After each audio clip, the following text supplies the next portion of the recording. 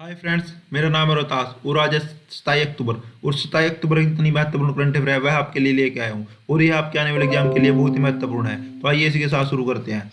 27 अक्टूबर को कौन सा अंतर्राष्ट्रीय दिवस मनाया जाता है? तो चार ऑप्शन है: विश्व पोलियो दिवस, विश्व पर्यटन दिवस, विश्व स्वास्थ्य दिवस, विश्व रसायन दिवस। तो सही आंसर है ऑप्शन नंबर बी, विश्व पर्यटन दिवस।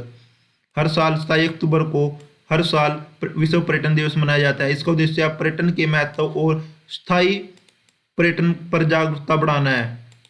तो आइए इस मंथ के अक्टूबर मंथ के सभी महत्वपूर्ण दिवस देख लेते हैं। 1 अक्टूबर को अंतर्राष्ट्रीय वरिष्ठ नागरिक दिवस मनाया जाता है। 2 अक्टूबर को गांधी जयंती और अंतर्राष्ट्रीय अहिंसा दिवस मनाया जाता है।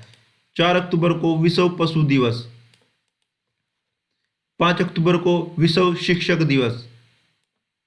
8 अक्टूबर को विश्व दृष्टि दिवस। विश्व दृष्टि दिवस 8 अक्टूबर को मनाया जाता है। विश्व डाक दिवस 9 अक्टूबर को 9 अक्टूबर को विश्व डाक दिवस मनाया जाता है। 10 अक्टूबर को विश्व मानसिक स्वास्थ्य दिवस मनाया जाता है। 11 अक्टूबर को अंतर्राष्ट्रीय लड़की दिवस।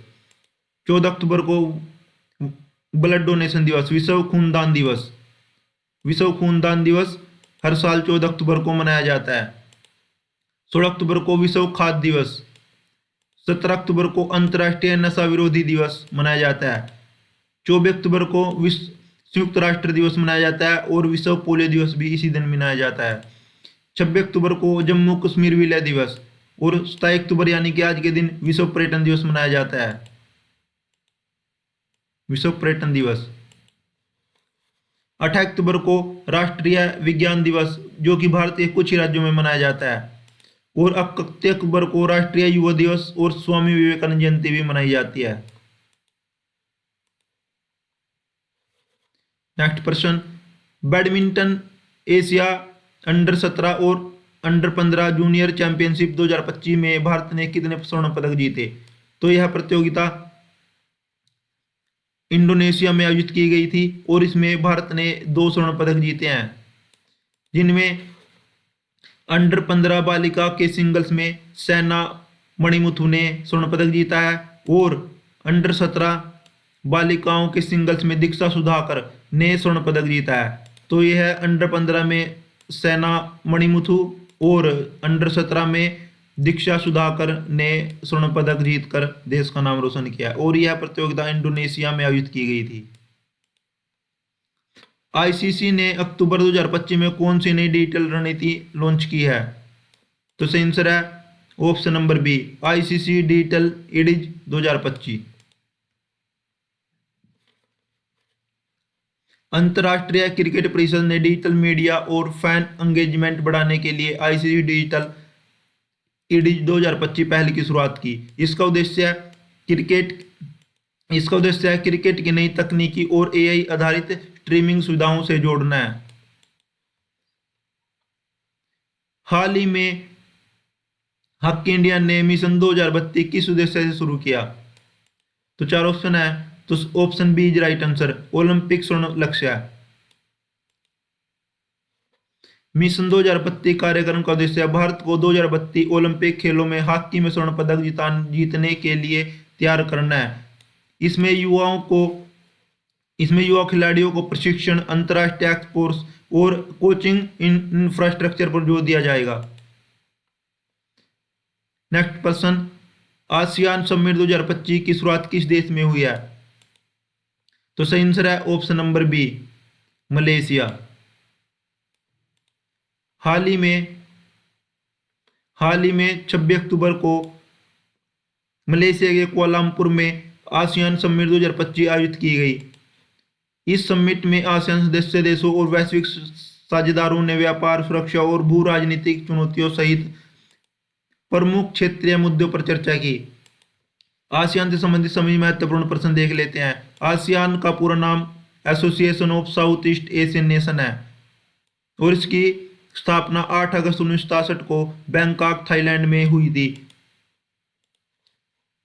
स्थापना के समय इसमें 5 देश थे: Indonesia, Malaysia, Thailand, Singapore, Philippines. और हाल ही में इसमें इनकी सदस्य देश संख्या 10 हो गई है। इसमें Indonesia, Malaysia, Thailand, Singapore, Philippines, Brunei, Vietnam, Laos, Myanmar और कंबोडिया शामिल है। भारत ओसियान देशों का सदस्य नहीं है। ओसियान का सचिवालय जकार्ता जो कि इंडोनेशिया में है स्थित है।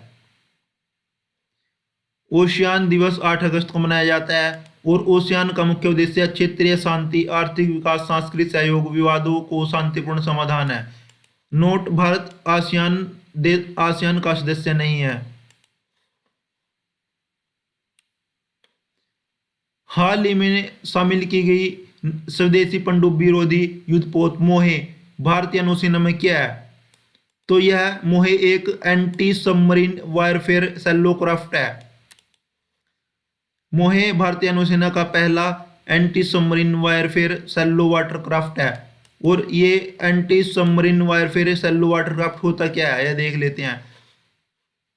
यह एक विशेष प्रकार का युद्धपोत है जो जिसे पनडुब्बियों का पता लगाने और उन्हें नष्ट करने के लिए डिजाइन किया गया है। इसे आमतौर पर तटीय क्षेत्रों और उथले पानी में ऑपरेशन करने के लिए बनाया जाता है। इसके क्या क्या कार्य हैं? पनडुब्बी का पता लगाना सोनार तकनीक का प्रयोग करके पनडुब्बी का पता लगा सकती है।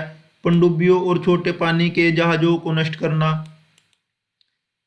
तकनीकी सुरक्षा बढ़ाना और समुद्री सीमा की निगरानी करना, यह इसके प्रमुख उद्देश्य हैं। राष्ट्रीय विज्ञान पुरस्कार 2025 में किसे मरणोपरांत प्रदान किया गया? तो यह मरणोपरांत प्रदान किया गया है तो सीन से है ऑप्शन नंबर बी, जयंत नार्लिकार को IUCA के प्रमुख संस्थापक निदेशक थे और इन्हें मरणोपरांत राष्ट्रीय विज्ञान पुरस्कार विज्ञान रत्न 2025 से सम्मानित किया गया। तो जयंत नार्लिकार जो IUCAA पुणे के संस्थापक थे और इन्हें विज्ञान पुरस्कार 2025 मरणोपरांत दिया गया। हार्पर्स बाजार women of the year award 2025 में आइकन ऑफ द ईयर पुरस्कार किसे मिला है? तो आंसर है option number B, Zeenat Aman को आइकन ऑफ द ईयर रूप में सम्मानित किया गया। हाइपर बाजार women of the year award का आयोजन 25 अक्टूबर को मुंबई में हुआ जो इन प्रतिष्ठित समारोह का भारत में दूसरा संस्करण था। इस अवसर पर फिल्म, फैशन, कला और व्यवसाय जैसे क्षेत्रों की प्रतिभाशाली महिलाओं को सम्मानित किया गया। इसमें icon of the year Zeenat अमान को दिया गया है। बेस्ट एक्टर जाह्नवी कपूर को चुना गया है। Entrepreneur of the year Falguni Nayar जो कि नायका की संस्थापक है, उन्हें चुना गया है। Fashion designer of the year Anamika Khanna और community impact award Monika Patel सामाजिक उद्यमिता में योगदान के लिए दिया गया है। तो ये देख सकते हैं icon of the year Zeenat Aman, best actor Janhvi Kapoor को मिला है। Entrepreneur of the year Falguni Nayar जो नायिका की संस्थापक है। Fashion designer of the year Anamika Khanna को और community impact award Monika Patel जो कि सामाजिक उद्यमिता में योगदान के लिए दिया गया है। इसी के साथ आज की करंट अफेयर समाप्त होती है। उम्मीद करते हैं यह वीडियो आपको सही लगी होगी और इसे लाइक करें, शेयर करें और हमारे चैनल को सब्सक्राइब करें। Thanks for watching. जय हिंद, जय भारत।